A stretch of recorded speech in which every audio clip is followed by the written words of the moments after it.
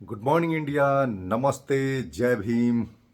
मैं हूं डॉक्टर जन्मेजय और आप सभी का स्वागत करता हूं अपने ब्लॉगिंग यूट्यूब चैनल JK23 सोया पर। जी हां, फिर से याद कर लें, मेरा चैनल का नाम JK23 सोया। बहुत बहुत रिक्वेस्ट है आपसे कि ये जो हमारा चैनल है JK23 सोया, JK23 SOHYA सोहिया, जी हाँ, JK23 सोहिया, ये एक ब्लॉगिंग चैनल है और ये सिर्फ उल्टी पुल्टी बातें नहीं करता है। ये बहुत ही महत्वपूर्ण और ज़रूरी बातें करता है, आपको भारत दर्शन कराता है। आप जब इसके बारे में जानेंगे, इससे जुड़ेंगे, तो आपको पता चलेगा कि ये हर उस व्यक्ति को, हर उस स्थान को, हर उस पुस्तक को, हर उस ऐतिहासिक घटना को महत्व देता है जो भारत के लिए महत्वपूर्ण है, भारत के हर एक व्यक्ति के लिए महत्वपूर्ण है।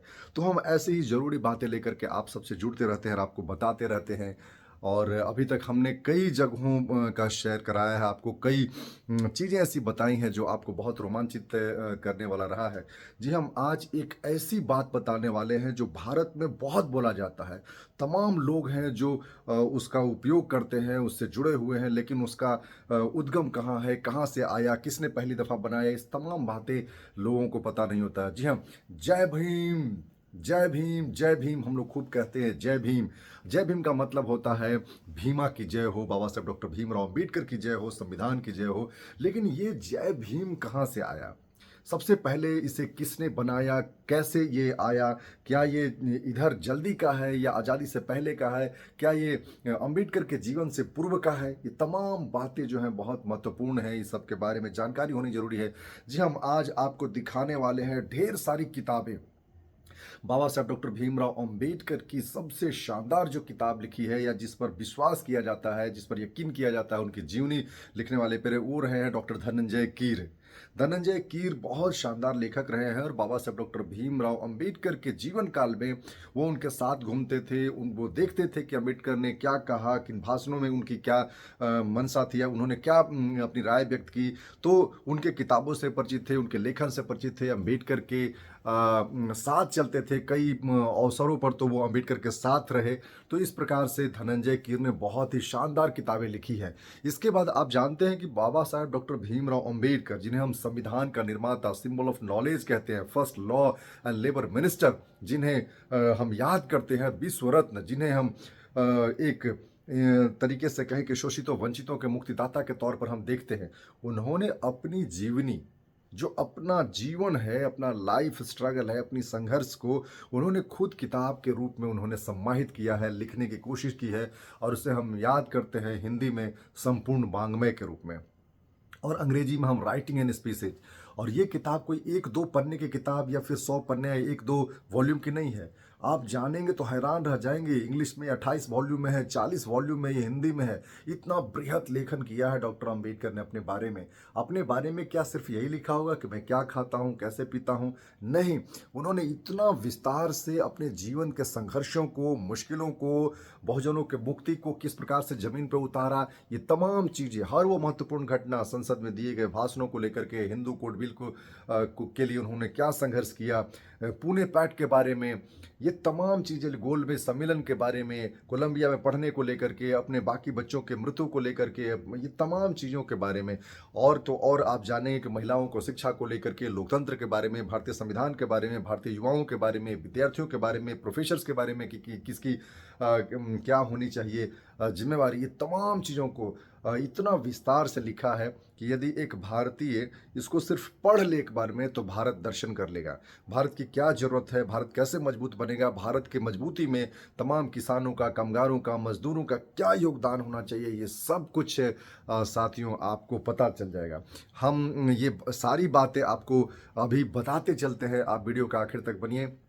आपसे गुजारिश है कि यदि आपने हमारा चैनल अभी तक सब्सक्राइब नहीं किया है, तो JK23 सोया इस चैनल को प्लीज़ प्लीज़ प्लीज़ सब्सक्राइब कर लीजिए। और यदि सब्सक्राइब कर चुके हैं और अभी तक अपना जो कंटेंट है इस चैनल पर उसको देखते हैं, तो उसके लिए मैं आपका दिल से आभार करता हूं। Thank you so much. और इसी प्रकार से मेरा कंटेंट, मेरी मेहनत, मेरी कोशिश यदि आपको अच्छा लगे तो आप उसको प्लीज़ प्लीज़ लाइक करें, शेयर करें, ताकि ज़्यादा से ज़्यादा लोगों तक पहुंच सके और हमारी मेहनत को एक मुकाम मिल सके। और दूसरी बात है कि आप जब भी सब्सक्राइब करें तो बेल आइकॉन जरूर दबाएं, ताकि आपको नोटिफिकेशन मिल सके हमारे दूसरे प्रयास को देखने के लिए, हमारे दूसरे कंटेंट तक पहुंचने के लिए। और तीसरी सबसे ज़रूरी बात है कि आप अपना सुझाव, अच्छा बुरा जो भी लगे, क्योंकि हम आपके सुझावों के दम पर, आप के मार्गदर्शन के दम पर ही हम कुछ बेहतर कर पाते हैं, हम नया बना पाते हैं, हम बदलाव कर पाते हैं। हम अपने बोलने की शैली में, हम कंटेंट के बनाने में, उसके टाइमिंग को लेकर के, उसके वीडियो क्वालिटी को लेकर के तमाम चीज़ें जो है हम सुधार कर पाते हैं। क्योंकि अपग्रेड करने के लिए, इम्प्रोवाइजेशन के लिए ये बहुत ज़रूरी है कि आप जो है सुझाव देते चले, और आपके सुझावों को हम मानते हुए जो है कि बेहतरी के रास्ते पर आगे बढ़ते चले। तो मैं विलम्ब न करते हुए ले चलता हूँ आपको उन तमाम किताबों के पास। दर्जनों किताब अभी दिखाता हूँ जिसमें अम्बेडकर के बारे में बहुत रोचक जानकारियाँ हैं। और सबसे बड़ी बात, जय भीम ये कहाँ से आया, ये भी आपको देखने को मिलेगा। ये बड़ा ही महत्वपूर्ण जानकारी है। भारत के एक एक व्यक्ति को, भारत के हर अम्बेडकराइट को, भारत के हर उस फूले पेरियारवादी को ये जानना चाहिए। क्योंकि हम जय भीम का नारा लगाते हैं, ये कहाँ से आया, किसने बनाया पहले ये नारा, ये सारी चीज़ आपको जानने को मिलेगी। बने रहिए वीडियो के आखिर तक। अभी किताबें दिखाता हूँ शानदार, जिसको अम्बेडकर ने खुद लिखा है, और कुछ किताबें जो बहुत ही जरूरी हैं सभी अम्बेडकरवादियों को पढ़ने का। तो अभी बने रहिए कि वीडियो के आखिर तक। बस 2 मिनट में ले चलता हूँ और आपको दिखाता हूँ। जी हाँ साथियों, तो हम आ गए हैं, और ये तो छोटा सा लाइब्रेरी है ही, उधर भी बहुत बड़ी एक लाइब्रेरी है जिसमें ढेर सारी किताबें पड़ी होती हैं। बहुत सारी किताबें हैं, आपको बस एक लेटेस्ट किताब दिखाता हूँ। ये किताब है Ambedkar critical reflection, the radical in Ambedkar, the critical reflection. और ये सूरज यंगले जो हार्वर्ड यूनिवर्सिटी में स्कॉलर हैं, अनंत तेलतुंबड़े एक बहुत बड़े जो है ह्यूमन राइट एक्टिविस्ट है। अभी कुछ दिनों से किसी कंट्रोवर्सी में भी उनको उनके साथ वो था, जेल में उन्हें डाल दिया गया था, ये बोल करके कि वो सरकार विरोधी गतिविधि चला रहे हैं। तो ये तेलतुंबड़े साहब का प्रयास है। ये बहुत ही शानदार किताब है। ऐसी किताबों में बहुत, ये महज कहानी नहीं है, ये ऑथेंटिक किताब है, और ग्लोबली ये किताब बहुत चर्चे का विषय बना हुआ है। दूसरी और महत्वपूर्ण किताब मैं आपको दिखाता हूँ। बाबा साहब ने, ये बहुत शानदार उनकी खुद की लिखी हुई बाबा साहब की किताब है। ये क्रांति प्रतिक्रांति, रिवॉल्यूशन एंड काउंटर रिवॉल्यूशन, एक बहुत ही, सभी अम्बेडकरवादियों के ये पास ये किताब होनी चाहिए। और इस किताब के तो आपने खासी मतलब चर्चा सुन रखी होगी। ये किताब है एनिहिलेशन ऑफ कास्ट, जाति का विनाश। ये 1935 में बाबा साहब द्वारा लिखी हुई 28-30 पन्ने का एक लेख था। और ये लेख उन्हें लाहौर में जाकर पढ़ना था, लेकिन वो पढ़ नहीं पाए क्योंकि उनको वहाँ लोगों ने बुलाया नहीं, क्योंकि वो डर गए। क्योंकि बाबा साहब तो सच लिखते थे, कलम की ताकत थी उनके पास, किसी को खुश करने के लिए नहीं लिखते थे। तो जातियाँ क्या है, जातियाँ किस प्रकार से मुश्किल पैदा करती है, जातियों की क्या अस्तर है, और किस प्रकार से जातियों का विनाश हो सकता है, उस पर उन्होंने अपनी राय रखी थी। उसी बात को यहाँ ट्रांसलेट करके ये किताब जो है बनाई गई है। लेकिन ये किताब मूलतः बाबा साहब डॉक्टर भीमराव अम्बेडकर के द्वारा लिखी हुई है। एनिहिलेशन ऑफ कास्ट इंपॉर्टेंट किताब है। आगे एक और किताब, महत्वपूर्ण किताब है, भीमराव रामजी अम्बेडकर, भारत और साम्यवाद। ये प्रस्तावना आनंद तेलतुंबड़े साहब की लिखी हुई है। किताब गजब की है। मतलब साम्यवाद का बाबा साहब से कैसे ताल्लुकात है, ऐसा लगता है इससे साम्यवाद का बाबा साहब ने कभी जो है विरोध किया। लेकिन इस किताब को पढ़ने के बाद आपकी सोच बदल जाएगी। आगे एक बहुत ही शानदार और बड़ी किताब है, एक तरह से बौद्ध धर्म और साम्यवाद, इस पर भी बाबा साहब की क्या राय है, ये खुद डॉक्टर अम्बेडकर की लिखी हुई किताब है। और जो ये है, देखिए, ये गौतम बुद्ध, पृथ्वी का प्रथम सामाजिक क्रांतिकारी, ये इतना इम्पॉर्टेंट किताब है डॉक्टर विजय कुमार त्रिशरण का।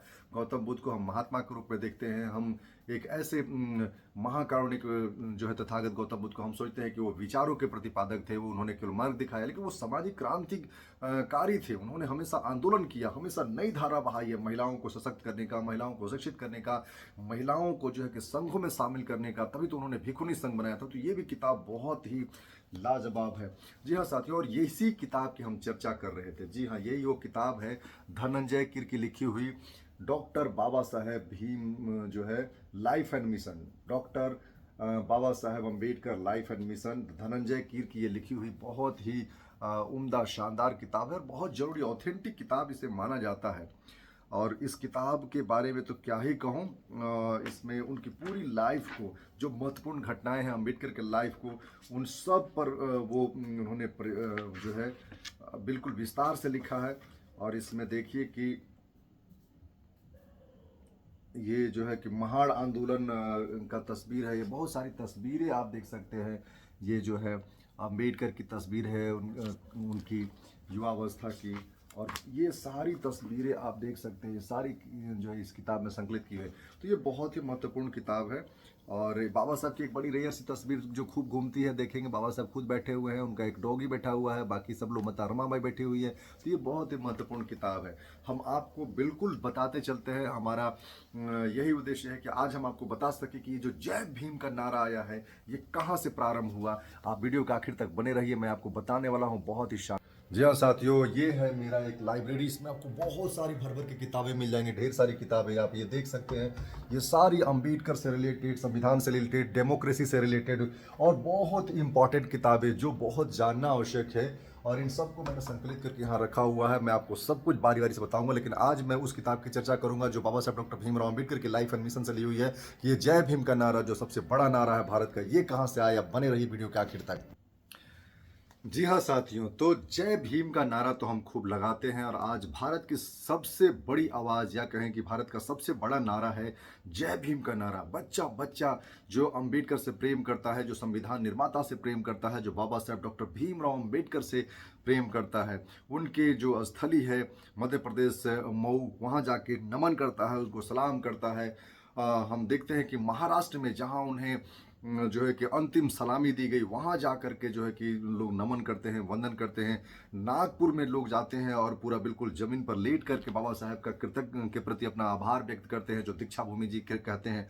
सभी जगहों से जुड़े रहते हैं। तो जो अम्बेडकरवादी है उनको ये जानना बहुत ज़रूरी है। और ये किताब मैं आपको बताता हूँ, बाबा Saheb Ambedkar life and mission, ये उसी का एक तरह से ट्रांसलेशन का या उससे इंस्पायर होकर के किताब है।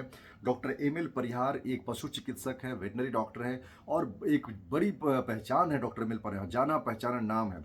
इसी किताब से मैं ये बात लिया हूँ। और ये किताब जो है आप इसमें देखेंगे कि इसमें ये तस्वीर देखिए। पहले तो ये तस्वीर देखिए, महाड़ आंदोलन की तस्वीर है। फिर आगे की तस्वीर में देखिए कि एक दीवार पर खुदी हुई तस्वीर है, जिसमें कि बाबा साहब डॉक्टर भीमराव अम्बेडकर जो है कि पानी पी रहे हैं। तो ये जो किताब के 69 69वें पन्ने पर यहाँ देखिए, 69वें पन्ने पर ये बात है। मैं आपको पढ़ता हूँ, बहुत आपको आश्चर्य लगेगा कि जय भीम का नारा कहाँ से आया और लोग जानते नहीं हैं।